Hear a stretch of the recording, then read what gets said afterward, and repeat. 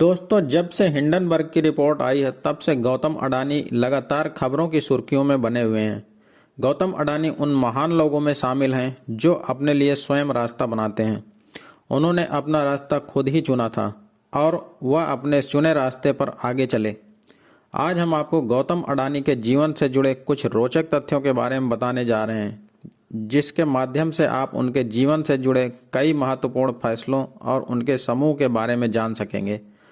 अडानी ने अपने जीवन में समय समय पर कई महत्वपूर्ण फैसले लिए हैं, जिनकी वजह से उन्होंने आज अपना एक बड़ा साम्राज्य खड़ा किया है।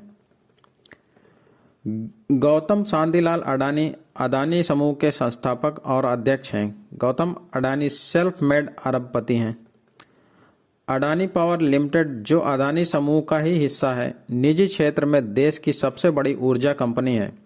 यह कंपनी ऊर्जा का सबसे अधिक उत्पादन करती है। अडानी समूह के थर्मल पावर प्लांट 4620 मेगावाट तक बिजली का उत्पादन करता है और उनकी कंपनी ही देश भर में सबसे अधिक सौर ऊर्जा का उत्पादन करती है। अडानी समूह कमाई के साथ साथ सामाजिक कार्यों से भी जुड़ा हुआ है। यह समूह अपनी कमाई का 3% परोपकारी गतिविधियों के लिए देता है। इसके तहत अडानी समूह की ओर से अहमदाबाद में अडानी विद्या मंदिर स्कूल का संचालन किया जाता है, जिसमें गरीब बच्चों को मुफ्त में स्कूली शिक्षा दी जाती है। दोस्तों, आपको जानकर हैरानी होगी कि अडानी समूह के मालिक Gautam Adani school drop out हैं। अहमदाबाद के सीएन विद्यालय से कॉमर्स की पढ़ाई करने के दौरान उन्होंने अपनी पढ़ाई बीच में ही छोड़ दी थी, जिसके बाद उन्होंने बिजनेस की ओर रुख किया। गौतम अडानी का जन्म एक ऐसे परिवार में हुआ था जिसका कपड़ों का व्यवसाय था, लेकिन उन्हें अपने पारिवारिक व्यवसाय में कोई दिलचस्पी नहीं थी। अडानी ने अपने बिजनेस की शुरुआत हीरे के कारोबार से की और 3 साल के अंदर ही वो 20 साल की उम्र में करोड़पति बन गए थे।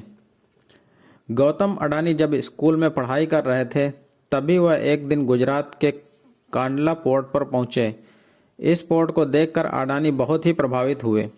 उन्होंने उसी दिन यह निर्णय लिया था कि वो भी जीवन में कुछ ऐसा ही या फिर इससे बड़ा बनाएंगे।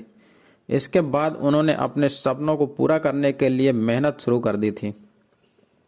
भारत की पोर्ट रेल लिंकेज नीति के पीछे गौतम अडानी का ही दिमाग है।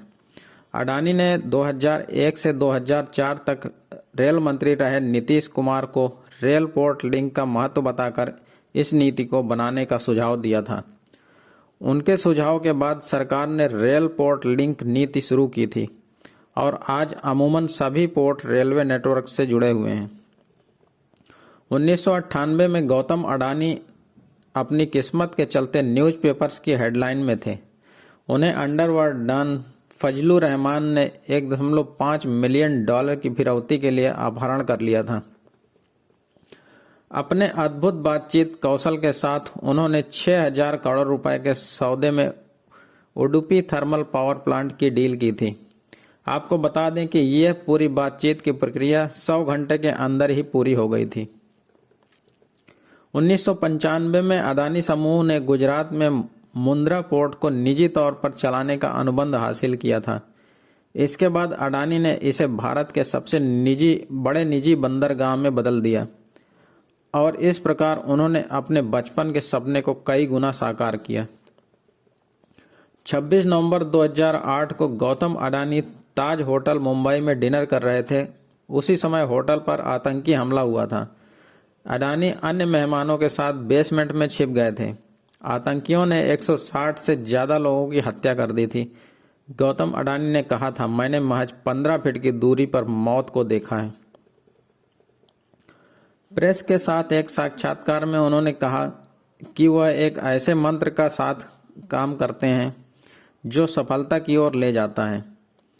अपने पूरे जीवन में उन्होंने परिणामों के प्रति जुनूनी होने के बजाय प्रयास करने पर ध्यान केंद्रित किया है।